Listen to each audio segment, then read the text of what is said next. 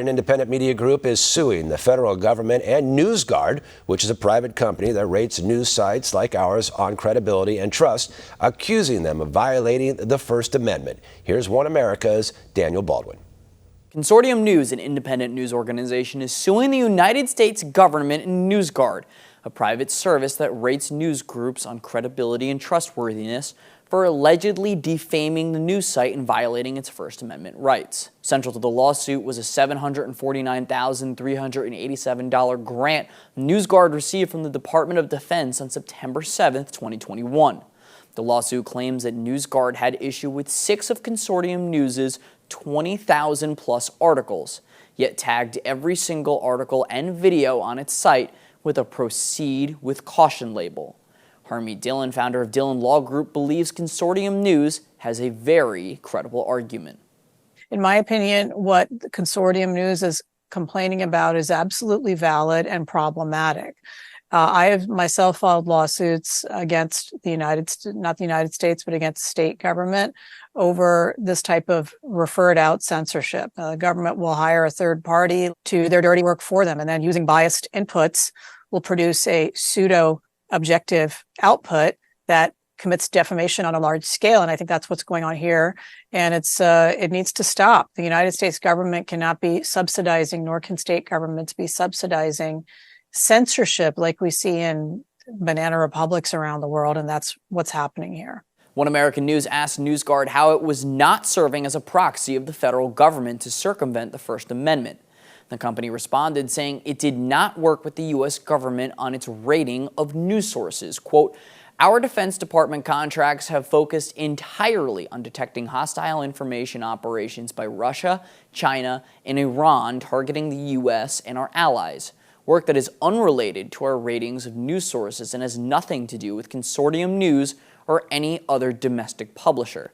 This work represents a single-digit percentage of our revenue. What is true is that our team rated the Consortium News website based on our apolitical journalistic criteria, and the site did score poorly on those criteria." Dhillon would disagree with NewsGuard's answer. Well, in my opinion, the answer is yes. The way that NewsGuard has responded to this and other news inquiries has been to say that they're getting paid for the license to use their AI tool that supposedly detects how misinformation spreads. But interestingly, that AI tool seems to be not catching the gross misinformation that's been spread around about a lot of things that the federal government is pushing. So it's very selective, and some news organizations studying NewsGuard's behavior have found that if you can classify sites on a spectrum of conservative to liberal, NewsGuard tends to give a pass to some liberal organizations like Politico, which have some real doozies on their hands, and then consistently slam conservative-leaning organizations, including the Federalist, which gets I think their rating is something like 12, according to the lawsuit, and Politico's 100, and there are many other examples like this. And so they're really failing, even if you agree that they have a function to play. But the government has no business being in bed with biased censors, and it's very troubling that this is going on. Dhillon argues that news organizations have retreated into self-censorship out of fear. I'm a lawyer, and I have seen lawyers plead guilty in recent weeks to stuff they didn't do because state and federal governments are putting pressure on them, and there's overwhelming power.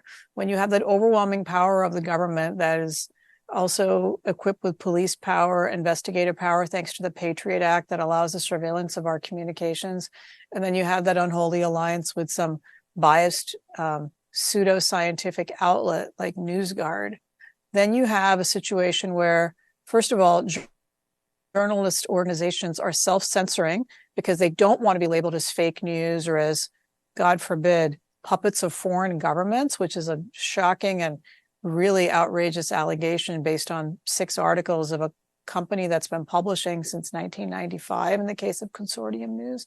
So people self-censor because they don't want to be labeled bad lawyers, or in the case of the media, bad media outlets that you can't trust. And the result is we don't have open and frank investigation and exposés into misconduct by our government, which is common.